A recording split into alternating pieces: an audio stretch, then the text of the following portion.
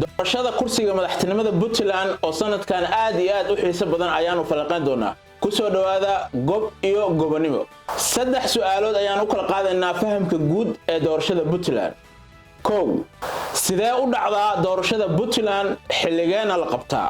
labo waa kuwa dhinacyada isku haya maxayna tahay dhinac walba dooda uu qabo iyo su'aasha saddexaad oo ah maxaa xal ah si ay u dhacdo doorasho aanan dhiig ku daadan sida la soconaba doorashada Puntland waxa la qabtaa 8 January xukuumadda ama madaxweynaha xilka haya markuu xilkooda uu dhamaado madaxweynaha la doortana muddaxileedkiisu waa 5 sano doorashooyinka la qabta 8 January waxa kamid ahaa doorashooyinka ay xilka kula wareegeen madaxdii Puntland soo xukuntay sida madaxweyne Farole sida madaxweyne Abdulkaas iyo sida madaxweynaha hadda talada haya ee Saciid Cabdullaahi Dani doorashooyin kale oo xilliyo khilaaf dhacay jiraan sida doorashadii madaxweyne Allah u naxariistay Cabdullaahi Yuusuf iyo sidoo kale madaxweyne Maxamed Cabdi Xaashi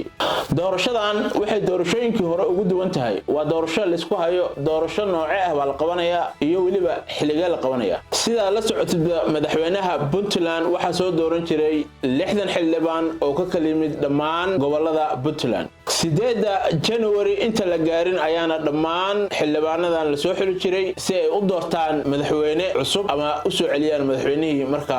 talada hayay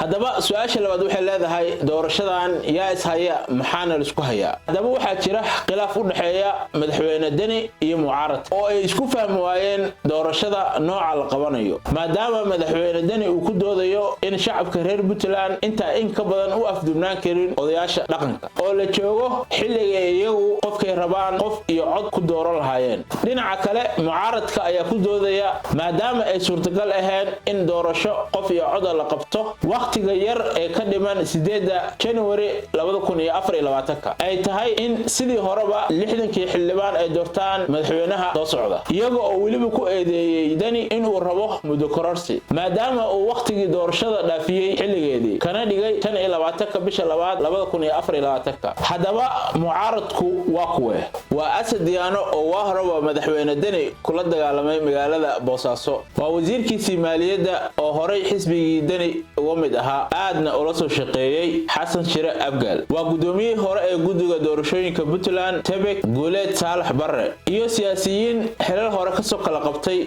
Puntland iyo dowladda federaalka Soomaaliya dhammaan siyaasiyiintan iyo madaxweyne Dani uma eka kuwa isku tanaasulaya waxaana cabsi weyn laga qabaa in doorashadan uu dhiig ku daato odayaasha dhaqanka Puntland oo ahaa dadka loogu ixtiraam badan yahay gudaha Puntland lagana sugayay in ayagoo wada jir ah xukuumadda iyo mucaaradka kala badbaadiyaan si uusan u dhicin dagaal marka la gaaro doorashada ayaa u kala baxay qaar mucaaradka la saftay iyo qaar iska aamusan haddaba gabagabadii iyo qodobkii ugu dambeeyay ama su'aashii ugu dambeysay oo ahaa xalka haddaba muxuu yahay ayaa soo gaarnay shacabka Puntlandna maxay rabaan horta shacabku waxay isku raacsan yihiin rabitaankooda doorashada qof iyo cod inay ayagu awood u lahaadaan cidda hogaaminaysa inay doortaan sidaas si la mid ahna waxay si buuxda ugu soo horjeedaan cid walba oo qori xil ku raadinaysa laakiin maadaama xukuumaddu waqtigeeda gabaabsi uu ku jiro leeslana ogol yahay xilliga u haray inay doorasho qof iyo cod ah qaban karin shacabku